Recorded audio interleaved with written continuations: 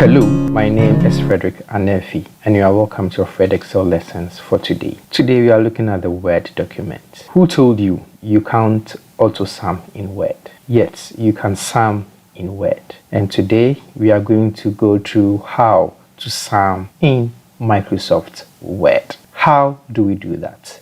Let's go straight and practice it. Here we have our Word document, and in here we have a data put in a table, and we really want to sum. How do we do that? You select anywhere within the table and you see that you have the contextual tab, layout active. So you just click on the layout, then you go to data group, go to formula where you have the FX, just click on it and you have your formula dialog box showing up, and you have sum, which it means that it will sum all the data above based on the cell we selected or the section we selected. So it's going to sum above. So simply all that you have to do is just click on OK.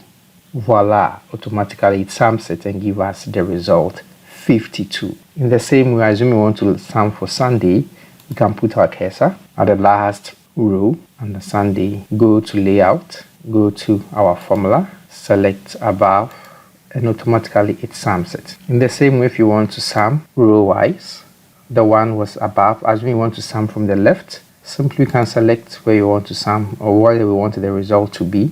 Go to the formula, it will tell you sum left. Take note, in the formula this time it's telling you that sum left, so it's going to sum all the left values. You click on OK, it gives you the total as 30. This is how smart you can really use the AutoSum in your Word document without using a calculator or copying and pasting it into an Excel sheet. Thank you and have a wonderful day. Bye-bye.